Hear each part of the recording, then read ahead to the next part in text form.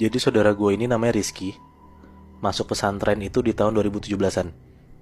Jadi Rizky ini pernah ngalamin kejadian mistis di pesantrennya dia 2 hari berturut-turut. Di hari pertama dia ngalamin itu, posisinya dia dan teman-temannya itu lagi nongkrong kayak di belakang sekolah gitu, Nat. Kalau misalnya udah beres berkegiatan, kan pasti anak-anak pesantren harus masuk ke asramanya tuh. Nah tapi ini, Rizky sama 3 temennya jam 9 malam bukannya tidur tapi malah keluar kamar buat ngerokok di belakang pesantren itu. Nah mereka nyarilah tempat kosong buat sebat dan yang gak dilewatin sama orang sama sekali. Ya, ngumpet-ngumpet gitu ya. Iya bener. Mereka duduk di bawah pohon yang udah kayak gak kurus gitu. Karena posisinya di belakang pesantren itu kayak cuma tanah kosong doang. Ada beberapa pohon. Dan di pojokannya itu kayak ada lorong kecil yang mengarah ke belakang kelas. Tapi kosong aja gitu, cuma lorong doang. Nah udahlah, mereka duduk di situ senderan di pohon. Ngobrol-ngobrol sambil sebat. Salah satu teman saudara gua ini, si Bari namanya, buang puntung rokok tuh sembarangan mulu. Sampai akhirnya si Rizky notice. Ngomong lah si Rizky kayak, "Bar, lu buang rokok sembarangan mulu, Bar. Ntar diomelin sama sapam sama guru kalau misalnya ngeliat gimana?" Gitu. Nah soalnya udah tau lah kalau misalnya pesantren gak boleh ngerokok dong.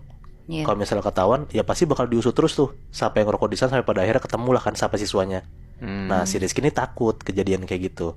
Tapi Bari ya udah aja. Dia cuma nginjek-injek rokoknya sambil ngomong kayak, "Nggak ada yang nggak juga anjir tempat kosong kayak gini. Nih gue injek nih, udah nggak bakal kelihatan lagi ngerokok gue," gitu.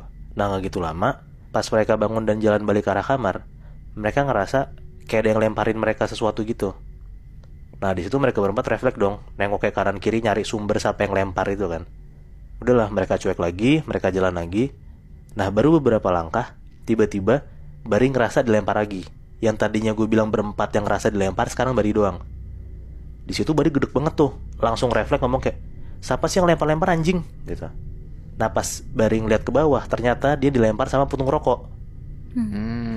Dan pas mereka berempat nengok kanan kiri, nengok belakang juga, tetap aja mereka nggak nemu siapa yang lempar. Karena balik lagi di belakang pesantren itu emang cuma mereka berempat doang. Tiba-tiba pas mereka lagi nengok kanan kiri buat nyari siapa yang lempar, mereka semua denger ada suara kayak gitu, ngerintih gitu cewek. Pas mereka nengok ke arah pohon, ternyata yang lempar dan yang ketawa itu adalah sosok kuntilanak di atas pohon. Yang tadi pohonnya mereka senderin lagi duduk sambil ketawa ngeliatin mereka.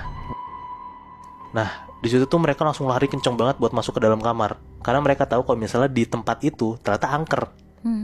Kebesokan malamnya, posisinya tuh kayak di malam-malam itu tuh pasti ada yang piket kamar gitu, Nat. Karena satu kamar isinya kan 15 orangan. Ada kasur tingkat, pasti berantakan dong.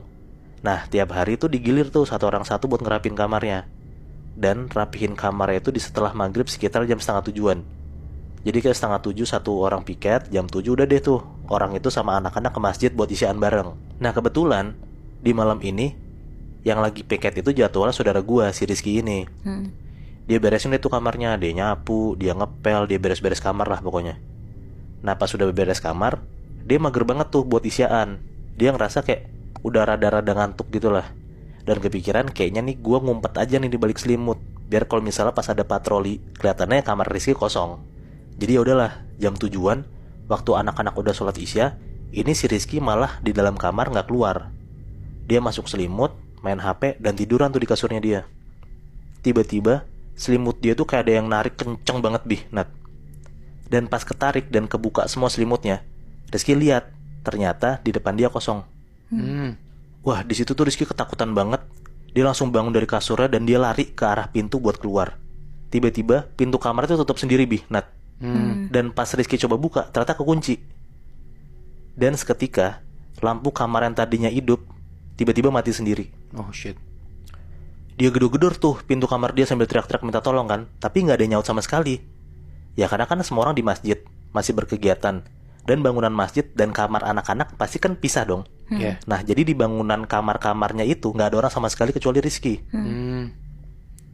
Nah Rizky ngechat tuh di grup kamarnya dia, tapi gak ada yang bales ataupun nge-read sama sekali pun gak ada teman-temannya. Di situ tuh Rizky bener-bener takut banget dan bingung banget lah harus apa. Pas dia minta tolong dan ngechatin anak-anak gak ada yang bales, dia langsung duduk tuh senderan di tembok dan madep ke arah kasur-kasur. Dan pas dia balikin badan dia buat senderan di tembok dan madep kasur, lo tau Nat, apa yang Rizky lihat? Apa? Rizky ngeliat ada pocong dan kuntilanak banyak banget lagi tiduran semua di atas kasur. Allahu Akbar.